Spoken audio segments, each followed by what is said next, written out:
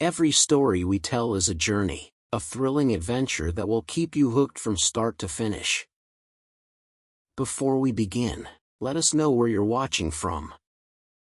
We love seeing our community come together from all around the world. And don't forget, hit that subscribe button and turn on notifications so you never miss a story. Tomorrow, we have a special story just for you. Trust us, you won't want to miss it. See you on the next adventure. Thug swings a bat at a royal guard. What happened next shocked everyone. The late afternoon sun cast long shadows over Buckingham Palace, its golden rays bouncing off the polished iron gates. Tourists milled about, cameras clicking, voices chattering in excitement. But amidst the ordinary bustle, Logan Steele Turner stood out like a wolf in a flock of sheep.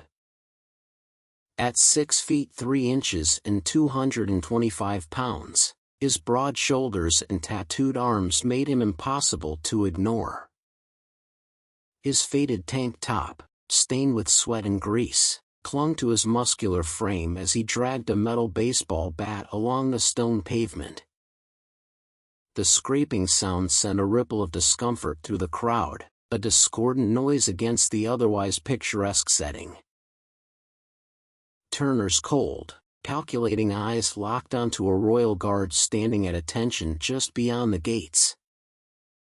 His scarred knuckles tightened around the bat, a smirk creeping across his lips.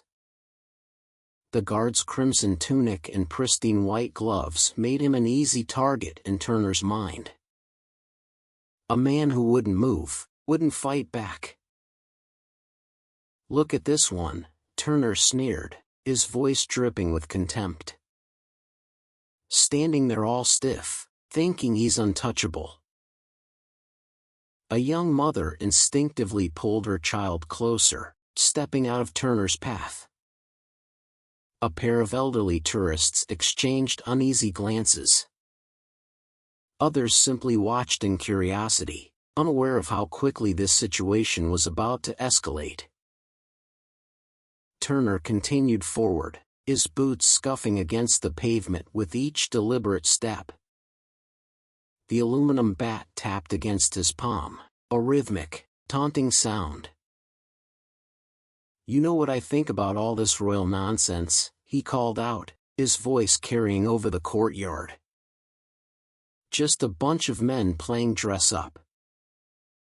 All for show."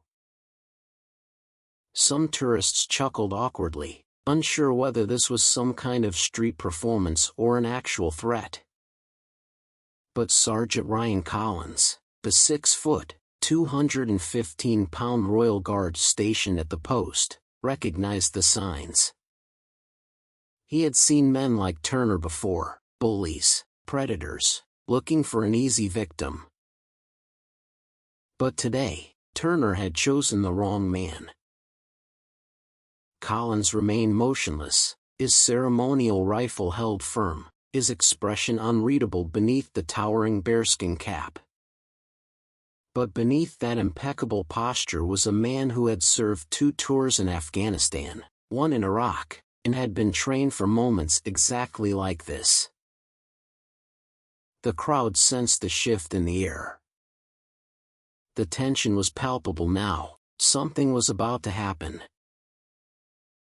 Turner stopped just 10 feet from Sergeant Ryan Collins, twirling the aluminum baseball bat lazily in his grip.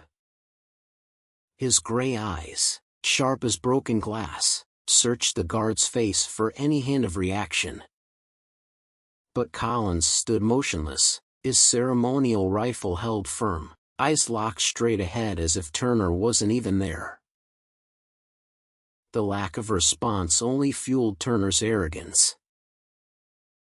"Oh, I get it," he jeered, pacing in a slow circle. "You're one of those tough guys, huh?"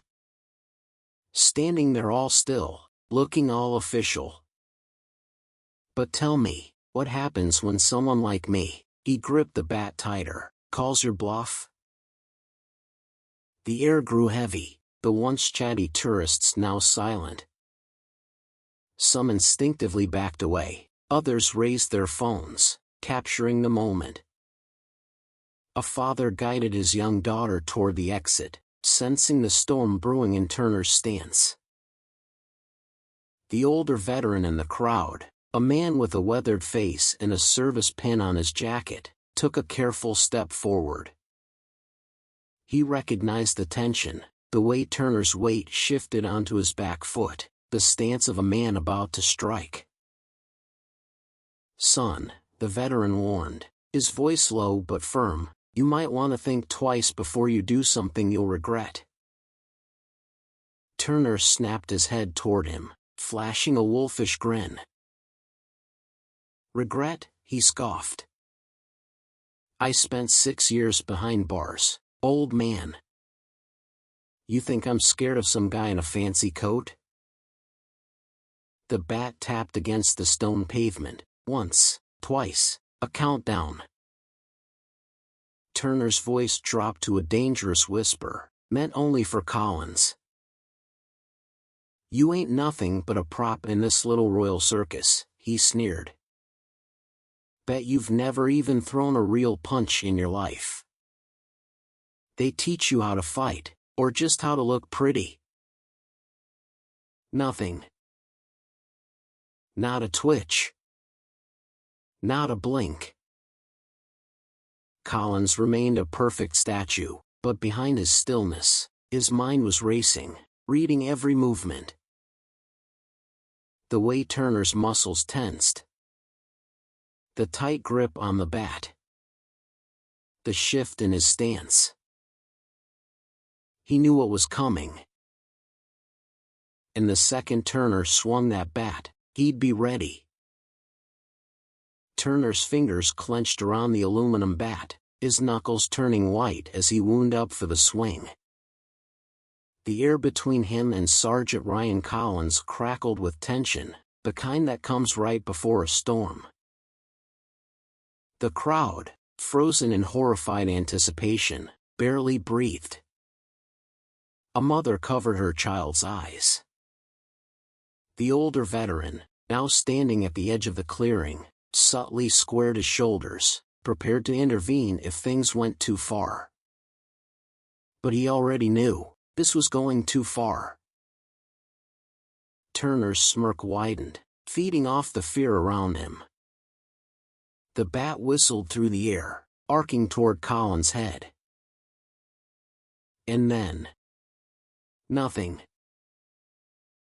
The bat cut through empty space, missing its mark as Collins moved with surgical precision, his body shifting just enough to avoid impact without breaking his stance. Turner's eyes widened in shock. "What the?" He barely had time to process what had just happened before Collins' ceremonial rifle, once just a piece of tradition, became something far more lethal.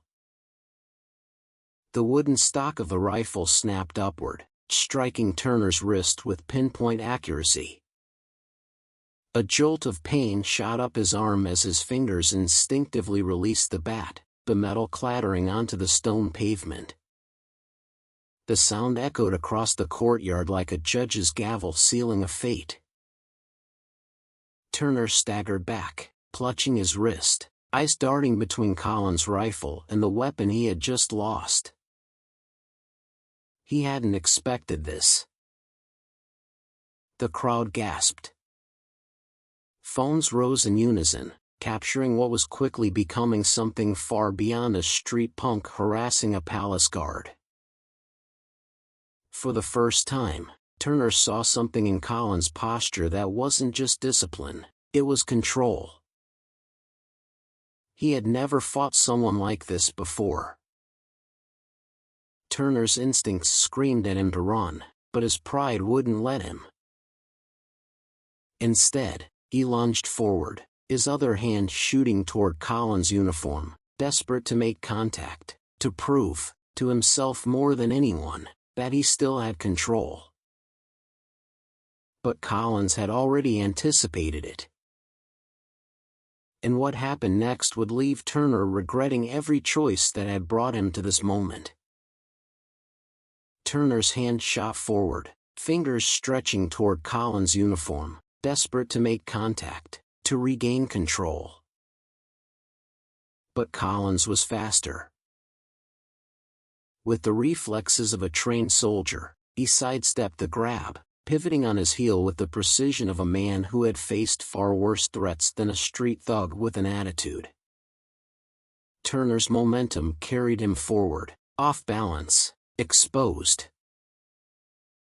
That was all Collins needed. A sharp, precise movement. Collins' white-gloved hand shot out, gripping Turner's outstretched wrist with military precision. A twist, just enough to send pain shooting up Turner's arm, but not enough to break anything. Not yet. Turner gasped, his knees buckling. What the? Collins wasn't done. Using Turner's own momentum against him, he spun him around in a fluid motion, forcing him downward. Turner barely had time to register what was happening before his own weight betrayed him, sending him crashing to the stone pavement, face first. The crowd erupted. Some gasped. Others cheered. The older veteran, still standing near the front, allowed himself the smallest smirk. Turner groaned, his cheek pressed against the cold ground, rage bubbling beneath his humiliation.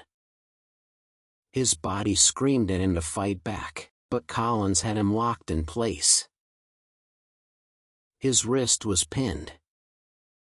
His arm twisted at just the right angle, not quite enough to break, but enough to tell him, in no uncertain terms, that any more struggle would end very, very badly. The bat lay just inches from his reach, but it might as well have been a mile away. Turner gritted his teeth. This wasn't how it was supposed to go. He was supposed to be in control. And yet, he never stood a chance. Above him, Collins' voice rang out. Calm. Controlled. Unshaken. You are under arrest.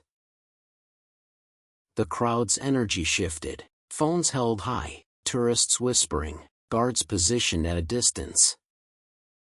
Even the ones who had remained stone-faced throughout the confrontation looked impressed. But it wasn't over. Not yet. Because Turner wasn't done fighting. Not by a long shot. Turner wasn't done. Despite Collins' grip holding him firm, despite the pain twisting through his wrist, his mind screamed at him to fight back. He'd spent years pushing through pain, refusing to let anyone have power over him. He wasn't about to stop now. His free hand shot toward his boot, fingers brushing against the cold steel handle of the hidden blade. Collins caught the movement instantly. In a split-second decision, he reacted. Turner barely had time to tighten his grip around the knife's handle before Collins acted with military precision. With an expert twist, he wrenched Turner's arm higher, forcing the thug's body to contort painfully. A choked yell escaped Turner's lips as Collins pivoted, keeping complete control over the fight. And then, he drove Turner down. Hard. The impact rattled through Turner's chest as he slammed against the stone pavement. The knife, his last chance, his final move, clattered uselessly onto the ground. It was over.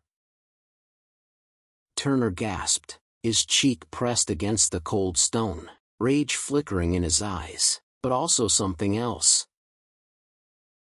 Realization. The crowd erupted, cheers mixing with stunned silence, as they took in the scene. Turner, the aggressor, the one who had walked in with a bat, certain of his power, was now pinned beneath the weight of his own arrogance. Collins, still maintaining the perfect posture of a royal guard, barely looked winded. Then, in a tone calm and unwavering, he spoke. "That was your last mistake." Two Metropolitan Police officers rushed in, boots pounding against the pavement as they moved to take Turner into custody. Collins released his grip at the exact right moment, not a second too soon, not a second too late. As the officers grabbed Turner, securing his wrists in handcuffs, he let out a bitter laugh. "You think you won?" Turner spat, his voice laced with fury. "This isn't over." Collins remained silent. He didn't need to respond. The officers lifted Turner to his feet, dragging him toward a waiting patrol car. One officer glanced toward Collins, nodding with the kind of respect reserved for those who had just proven themselves more than capable. Collins gave no reaction. Instead, he adjusted his uniform. He picked up his rifle. And with flawless discipline, as if nothing had happened, he stepped back into place. The Royal Guard never falters.